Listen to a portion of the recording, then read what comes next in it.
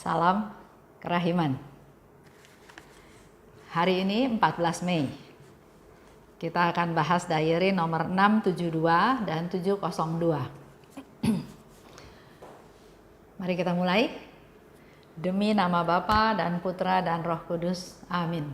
Oh Allah yang Maha Rahim, kebaikan yang tak terbatas, hari ini seluruh umat manusia berseru dari jurang kepapaannya kepada kerahimanmu, kepada belas kasihmu. Oh Allah, mereka berseru dengan suara kepapaan yang memilukan. Ya Allah yang murah hati, janganlah menolak doa kaum buangan di bumi ini. Oh Tuhan, oh kebaikan yang melampaui pengertian kami, Engkau sungguh-sungguh mengenal kepapaan kami, dan Engkau mengetahui bahwa dengan kekuatan kami sendiri, kami tidak mampu menghadap Engkau. Maka kami mohon kepadamu, limpahilah kami dengan rahmat-Mu, dan tingkatkanlah selalu kerahiman-Mu dalam diri kami, supaya kami setia melaksanakan kehendak kudus-Mu sepanjang hidup kami, dan pada saat kematian kami. Biarlah kerahiman-Mu yang maha kuasa melindungi kami dari serangan musuh-musuh keselamatan kami, sehingga kami sebagai anak-anak-Mu dengan penuh pengharapan menantikan kedatangan-Mu yang terakhir, hari yang hanya Engkau yang tahu.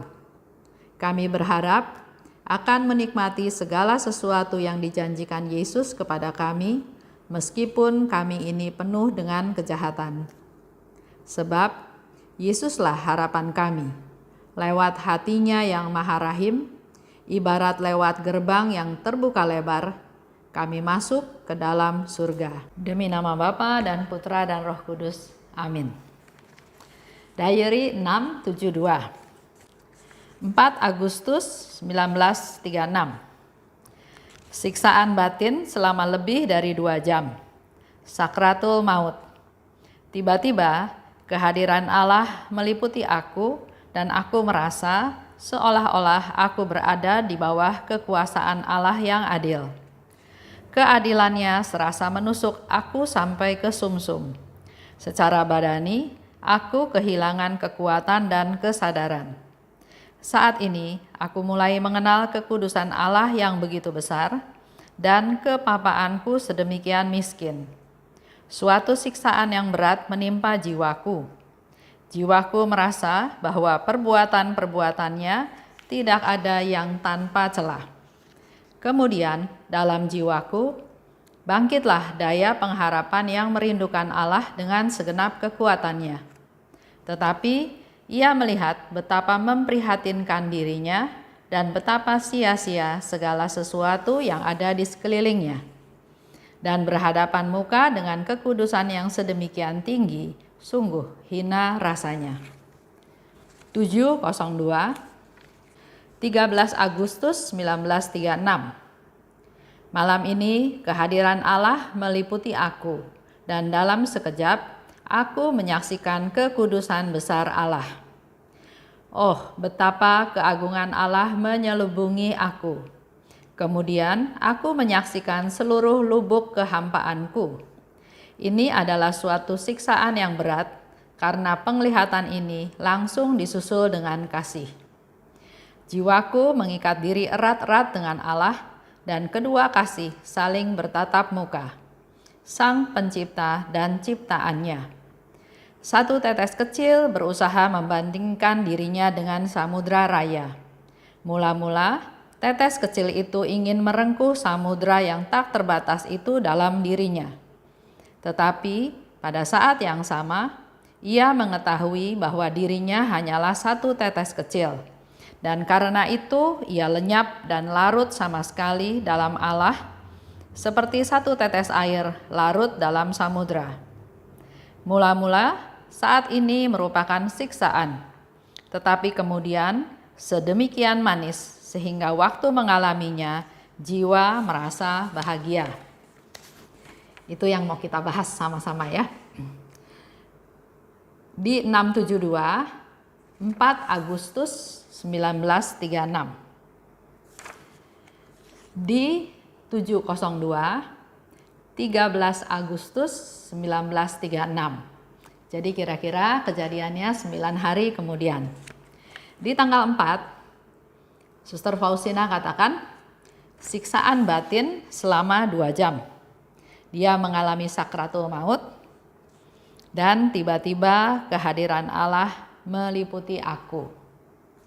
Kalau di 702, 13 Agustus, malam ini kehadiran Allah meliputi aku. Jadi 2 peristiwa ini Faustina sama-sama mengalami di mana kehadiran Allah meliputi aku. Dan di sana Faustina melihat aku menyaksikan seluruh lubuk kehampaanku. Ketidakberdayaan, kelemahan, ya, tapi di situ dikatakan langsung disusul dengan kasih. Ya, saya ulang. Kemudian aku menyaksikan seluruh lubuk kehampaanku. Ini adalah suatu siksaan yang berat, karena penglihatan ini langsung disusul dengan kasih. Jadi dikasih satu penglihatan di mana dia sangat hampa, sangat tidak berdaya, sangat tidak ada apa-apanya. Tapi pada saat yang sama dia merasakan kasih. Di bawah lagi dikatakan, aku adalah hanya satu tetes kecil yang lenyap dalam larutan samudra kasih Allah. Mula-mula saat ini merupakan siksaan. Jadi mengalami sakratul maut, mengalami siksaan batin. Jadi mula-mula ini seperti siksaan, ya. Tapi kemudian sedemikian manis sehingga waktu mengalaminya jiwa merasa bahagia. Ada tahapan dalam kehidupan merasakan kehadiran Allah. Kalau kita lihat dari contoh Suster Faustina, di sana dikatakan dia mengalami siksaan batin lebih dari 2 jam. Coba kita juga refleksi ya ke diri kita masing-masing. Kita juga mungkin mengalami hal yang sama, tidak separah Suster Faustina, tapi mungkin kita mengalami keputusasaan, kesedihan, kehilangan, kesusahan, sakit penyakit, penderitaan. Dan Faustina katakan selama 2 jam itu dia merasa seperti di sakratul maut. Jadi ada tahapan, ya, kita lihat ada tahapan. Di mana tahapan Suster Faustina merasakan kepedihan, kesusahan, penderitaan. Tapi ini tidak stop sampai di situ.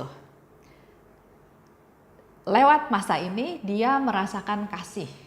Dia merasakan Allah yang hadir, dan Allah yang hadir itu membawa kasih yang berlimpah. Sehingga dikatakan bahwa mula-mula aku merasa siksaan.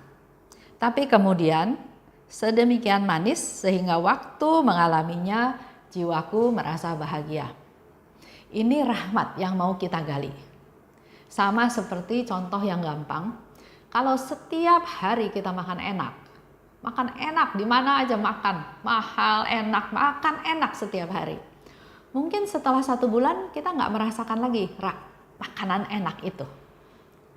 Tapi sebaliknya, kalau kita merasa susah, merasa makan hanya seadanya saja, bahkan makan pun susah payah, waktu masa itu lewat dan kita diberikan kasih, diberikan makanan yang tidak mewah, tapi diberi makanan, itu rasa sukacitanya pasti berbeda. Ini yang mau kita renungkan, mau kita hayati. Kenapa ada suasana susah, tapi setelah itu ada suasana senang. Di dalam menghadapi penderitaan, di dalam menghadapi kesusahan, pertama ada tahapannya. Tahapan kita menerima, dalam tanda kutip, menerima situasi yang terjadi. Kemudian mungkin tahapan berikutnya kita hening, kita refleksikan diri kita evaluasi, kita renungkan, kita mencari pencerahan, apa tujuan daripada semua ini. Dan setelah itu ada tahapan penerimaan. Karena pernah juga Yesus bilang, dia tuh ingin memberi banyak rahmat yang dia ingin beri. Tapi masalahnya banyak orang yang nggak siap. Sehingga yang terjadi adalah sebagian orang menerima rahmat, sebagian orang merasa saya tidak dapat apa-apa. Poinnya bukan karena Tuhan tidak memberi, poinnya karena kita tidak siap. Oleh sebab itu sekali lagi tadi saya katakan, setiap peristiwa, setiap kehidupan, setiap situasi, tantangan, masalah, itu selalu ada tahapannya. Tahapan penerimaan, tahapan kita hening, kita renungkan, kita evaluasi, kita review semuanya kembali. Setelah itu ada tahapan penerimaan. Dan pada waktu kita sudah sampai tahapan penerimaan, maka dikatakan di sana, sewaktu mengalaminya, jiwa merasa bahagia. Itu yang mau kita renungkan pada hari ini, pada tanggal 14 Mei. Jadi silahkan Bapak Ibu refleksi ke diri kita masing-masing dengan segala permasalahan yang ada, lakukan tahap tadi. Pasti ada sukacita, ada kebahagiaan, ada damai sejahtera. Karena itu yang Tuhan mau berikan kepada kita semua. Sebelum saya tutup, ada satu teman sharing. Dia katakan pada waktu ikut novena, dia ikuti seperti biasa. Tapi setelah novena selesai, dia mulai mengulang lagi novena tersebut. Ikuti doanya, ikuti pengantarnya, dan di situ dia bilang, ternyata Tuhan memberi sesuatu kepada dia. Kalau tadinya dia lewat begitu saja, tapi ternyata Tuhan mau berbicara sesuatu kepada dia, memberikan pencerahan, memberikan masukan, memberikan solusi, memberikan jawaban. Ini yang memang harus kita lakukan bersama-sama. Baik, kita tutup dengan doa penutup. Demi nama Bapa dan Putra dan Roh Kudus. Amin. Allah Bapa yang Maha Baik, tak henti-hentinya kami bersyukur dan berterima kasih karena setiap hari Engkau sudah bimbing kami untuk bisa belajar, melihat, menerima segala permasalahan yang kami hadapi. Apakah sakit penyakit, kegagalan, permasalahan dalam keluarga, kehidupan, dan banyak hal. Engkau mengajarkan kami untuk kami belajar menerimanya. Mengevaluasi, hening, mencari jawaban dari Tuhan, dan berikutnya Engkau akan memberikan rahmat yang kami butuhkan. Mampukan kami Tuhan untuk bisa melalui proses tersebut sampai pada saat penerimaan, dan dengan demikian kami tetap boleh bersyukur dalam segala situasi, termasuk dalam penderitaan yang sedang kami hadapi. Terima kasih Tuhan, dalam nama Putra-Mu kami berdoa dan bersyukur. Amin. Demi nama Bapa dan Putra dan Roh Kudus. Amin. Salam kerahiman.